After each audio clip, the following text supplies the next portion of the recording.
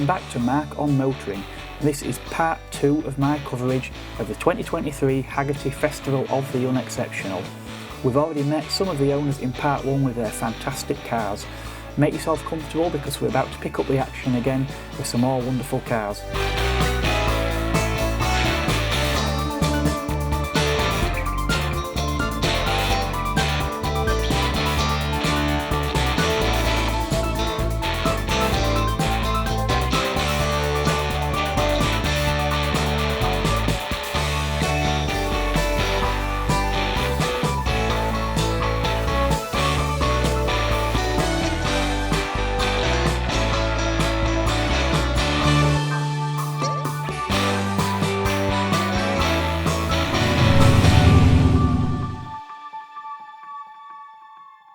For a while now I've been hanging around in the Festival of the Unexceptional Facebook group, and over the past week it's been a hive of activity, lots of people posting pictures of the cars that they're bringing.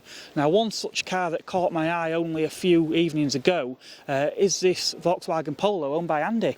Andy, how far have you come today for this event? Over 300 miles, so I left near Perth this morning in Scotland at 2:30 this morning. Yeah. So it's quite a journey down. Driving back tonight? No, I'm staying at a friend's house tonight and go back tomorrow. Yeah, it's probably pretty sensible. Yeah, it was quite bad weather on the way down. Yes. So quite heavy rain, so it just took our time. It was fine. Yeah, excellent. It's a nice drive though. I'm a lorry driver by trade, so I've been up that way, not for a while, but yeah, used to go up there quite regular. Yeah. But obviously you've done the journey down in this Polo. Yeah. This one does stand out quite a bit. You've got this body kit on here. Tell us a bit about that. So it's got a few sort of age-related modifications that would have been available when the car was brand new. So some of the parts were original when it was brand new. Yeah. The original owner ticked a few of the boxes for the optional extras like the tailgate spoiler and the air conditioning. I've added the front spoiler and the front grille, which would have been from the aftermarket about the end of the 90s. Yeah. So they are around the time the car would have been new. Okay. Excellent. And obviously it's all stuff that was made to suit this particular car. Yep. What did it start out as then? What model? So it's a 1.6 GL, so Okay. again it's quite a high spec to begin with. Yeah. As I said, it does have air conditioning. Unfortunately at the moment it doesn't work for lack of parts. Right. But as I said, someone must have obviously loved it enough to literally tick every box. So every optional extra you could get at the time is on it. Yeah, everything except metallic paint. Yes, absolutely. They chose the candy white, but again, very, very rare colour, very unusual. Yeah. So, excellent. And that's kind of what drew it to me as well, because I hadn't seen a white one for a very long time. Yeah, excellent. Well, it's great that I've had a quick look at it. Thank you very much. No problem at all. Cheers. Bye-bye. Now, some of you will definitely recognise the person next to me because I've got Simon from Lot 76 Cars. Morning, Simon. Hi Mark, nice to meet you. Yeah, nice to see you again. Obviously, Simon's car I've actually reviewed on this channel before. We've got this fantastic Mercedes 190e. I will leave a link probably somewhere at the end of one of these videos so you can catch up with that one as well. But yeah, so Simon, like myself, is here doing a bit of filming today. As mentioned, he does the odd interview as well. I know he's been having a good look around the concourse section, haven't you, this morning? Yeah, I have, and to be honest with you, there's quite a few French cars in there, and I know you're much more of an expert on French cars, so I bow to your superior knowledge on that, but it'll be a good show, so certainly check out the videos because there is an awful lot to see, and I can't imagine anybody's covered it all. Maybe Joseph has. Joseph, yes, only Possibly Joseph. Well, Joseph's the only person who will have covered it all and still do a shambolic shuffle in services on the way home. Possibly, that's right, yeah, that's right. By then I've more or less had enough, yeah. Yeah, Joseph's Volvo's down near my car, by the way, at the front, so his Volvo 460. Excellent. Yeah. So check out Mark's review of my W201 190. The 190 is celebrating its 40th year since the UK press launch in October. So well worth watching that if you haven't seen that already. Yeah, and in case anyone was wondering, the name Lot 76... well, basically, when I bought the car, I bought a car at auction, a blind auction purchase almost, bid for it, and it was Lot 76. And that's about the most imaginative thing I could think of, and since then it's stuck and I can't think of anything better. Excellent. Simon's also reviewed my Megane as well, so again, if you want to see that, you can take a look on his channel. But anyway, there's a lot more to see here, so we're going to press on. I'm going to see if I can find a few more people to harass to tell me all about their pride and joy. Yeah, I'll catch up with you a bit later. Thanks, Mark. Now, back in the 1990s, on most people's company car list would have been cars like this Cavalier. These and the Ford Sierras and later the Mondeos were probably some of the more commonly selected cars available. Now, Tom here is a lucky owner of this Cavalier, but this one would have probably been above the grade of many a sales rep, because this is an SRI version. So maybe not the base cars that we normally look forward to seeing at a festival of the Unexceptional, but I certainly am pleased to see this Cavalier here today. Now, Tom, this car's been with your family for quite some time, hasn't it? Yeah, since about 2006. Right. So my dad took it on as a bit of a project. I helped out with it as a child, and then going on from that, basically he needs an auto now, and this has been handed over to me. Yeah. So I've had it now for about 5 or 6 years. Just try and use it for stuff like this, really. Yeah. Now, obviously, the SRI weren't the full hottest Cavalier available, was it? No. But it were pretty close, and for most people, you know, due to sort of cost of buying the cars and the insurance and things, to most people, these were sort of the one that people really aspired It was to. obtainable. Yeah. Yeah. Yeah. Now, I'm not sure how much power was within the GSIs, but these were a fairly modest, by today's standard, 130 horsepower. They were, yeah. So the GSIs were 150. Yeah. Whereas these, yeah, like you've just said, 130. So for an old car, it goes quite well, but yeah. Again, even for the size of the car, though, they're not especially heavy anyway by modern car standards, are they? They're 2-litre 8-valve? 2-litre 8-valve, yeah. Yeah. Yeah. Yeah, 5-speed manual. Correct. All yeah. pretty much as standard for the day. Yeah.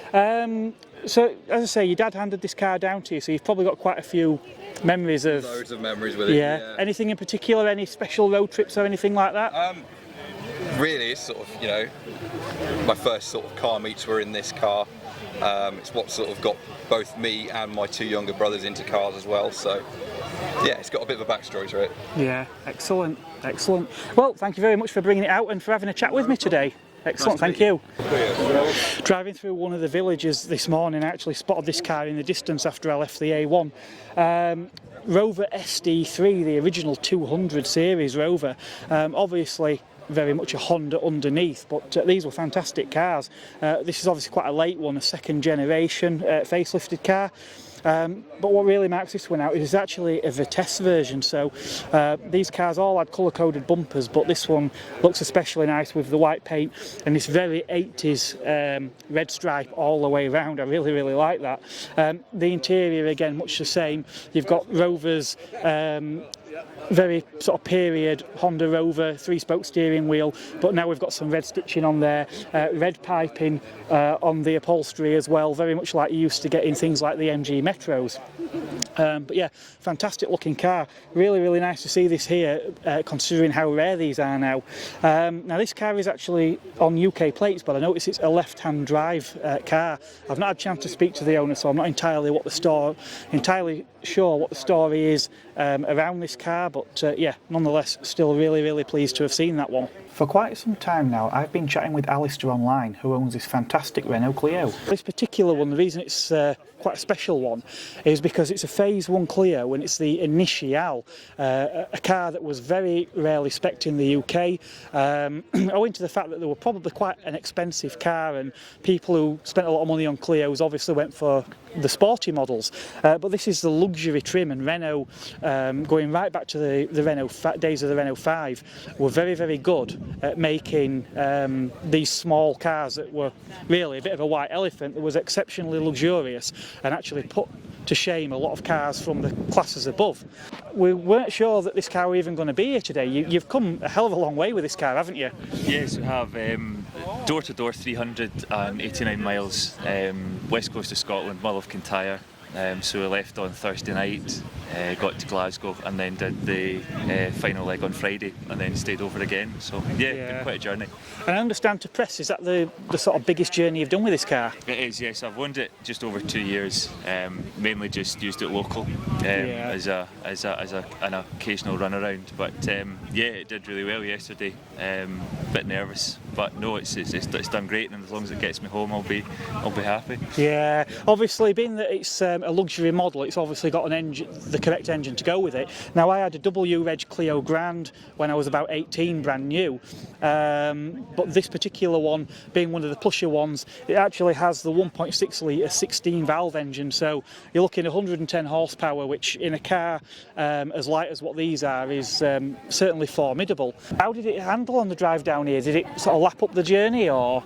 Yeah, it was good. I'm certainly used to driving more modern cars on longer runs, so the revs sit higher as you would normally expect. Yeah. It did really well. The seats are comfortable. You know, I'm fairly tall. Didn't feel sore, no backache after the journey. Yeah.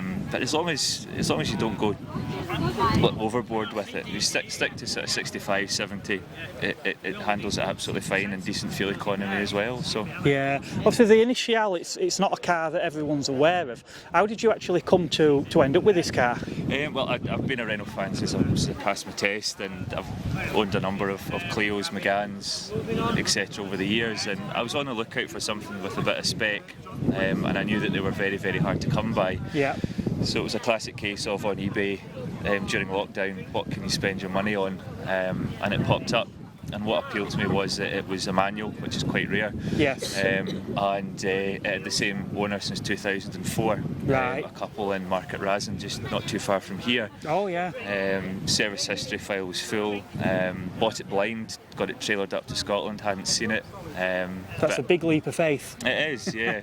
It definitely is, but it's a nice, honest, genuine couple, and I think even that's quite rare nowadays to get a car like this. It's been cherished for so long. Yeah. It'd been garaged, serviced every year, timing belt when it was due, so I thought, yeah, it's got to be worth a go for the money that they were asking. So Yeah, and unlike buying a used Renault Sport, you know that there's a good chance they've probably had quite a hard life. But as you say, your luxury models, the reason they're so rare is they probably did appeal to an older buyer, didn't they? Someone who had the money, perhaps was used to a more luxurious car but wanted something quite small. Yes, absolutely, and I've been through the Renault Sport buying process as well. Another car of mine's a 172, which I've had for 12 years. But again, trying to find the right one that you're kind of confident that's not had too many track days under its belt, that's not been too abused, is very, very difficult, and even more so now, very, very hard to come by. Yeah, so. Excellent. And I've really been looking forward to seeing this particular car. It really does look fabulous as well, doesn't it, in this Goodwood green. So the interior of the Clio Initial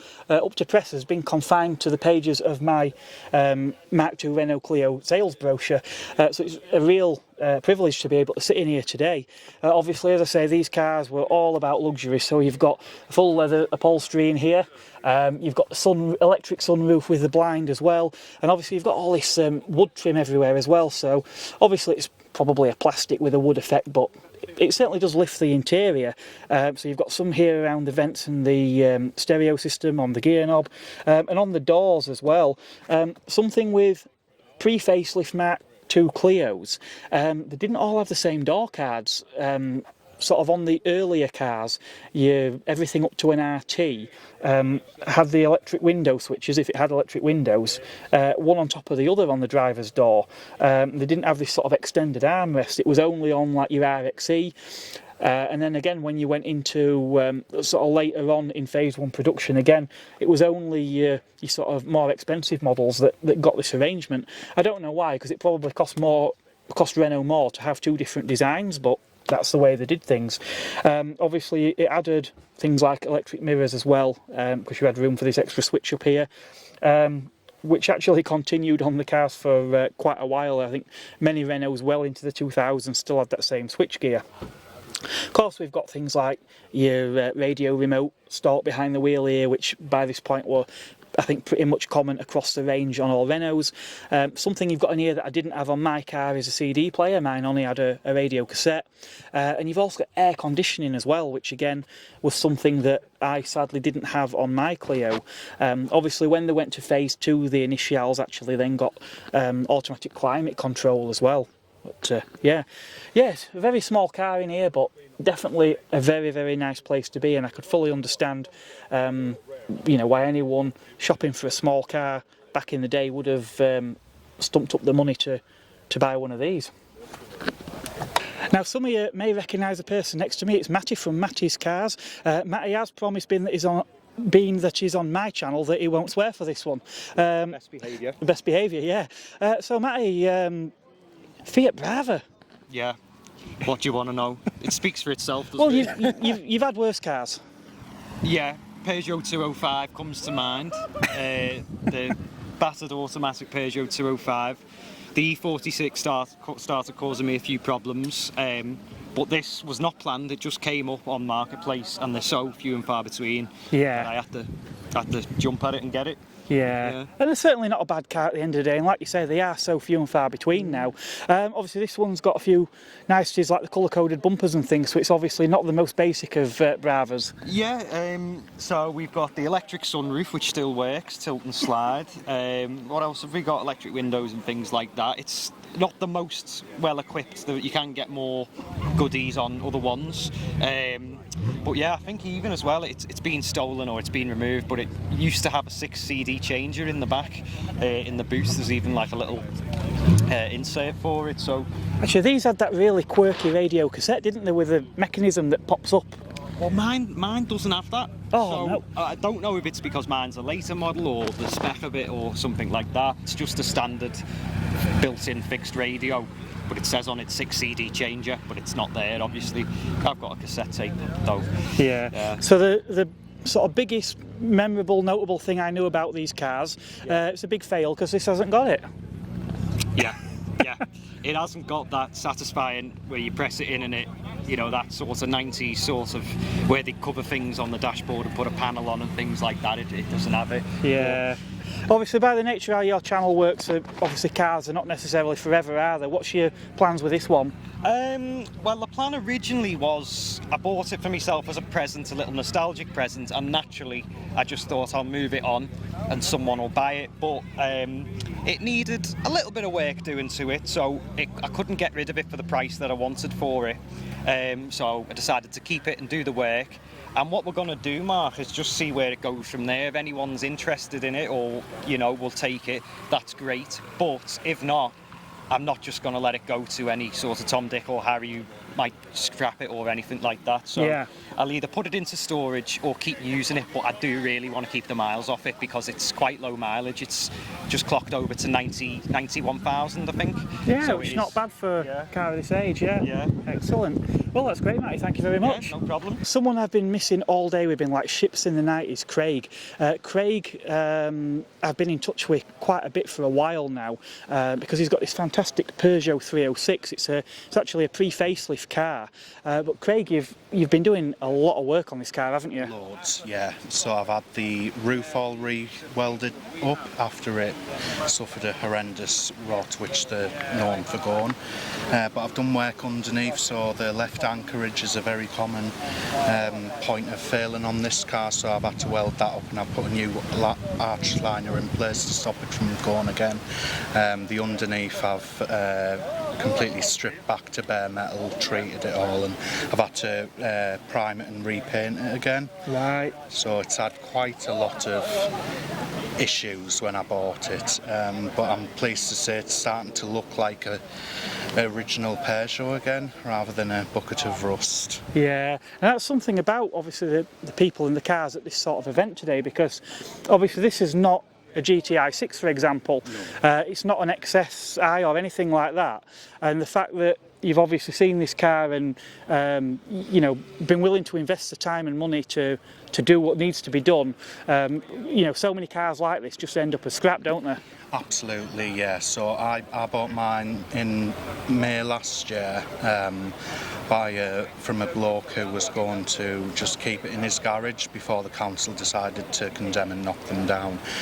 So he had no choice but to sell it after then, because I don't think he was going to use it as a show car or anything. He was going to keep it in his garage and just keep it as an appreciating classic. But knowing what I know about this car now and all the work I've done on it, I know for a fact it wouldn't have come back out the garage. No. Not in working condition. The whole engine's been revamped, new timing belt, filter oils. It's had the full kit and caboodle done. So yeah, it's been a real labour of love the last year. Yeah, and obviously you've been showing the car quite a lot, haven't you? I've seen quite a few pictures on cars you don't see anymore on Facebook. Yeah, so I run that group. So it's well liked by some people, others not so much. But it's my pride and joy at the end of the day, and I love showing her off. Yeah. It's an absolutely brilliant car that I don't want to keep a secret from anybody. No, definitely not. It's really nice, and it's just a shame it's taken me this long to actually be able to come and see it. Oh, well, you're more than welcome to have a look around, poke about, look in the engine bit, anything you want, just have a look. It's all free to just open and peruse. Excellent. Well, thank you very much, Craig. Thank you. Cheers. Well, that's all we've got time for in part 2 of my 2023 coverage of the Festival of the Unexceptional. There will be a little bit more to come in part 3, where I take a look at what was left in the Concours Arena by the time I got up there, and I actually got the chance to speak with a couple of the winners from that as well. In the meantime, by all means, you could check out the part 1 video if you haven't done so already, or perhaps take a look at the video review of Simon's fantastic Mercedes 190e. Thanks for watching, and I will catch you in part 3.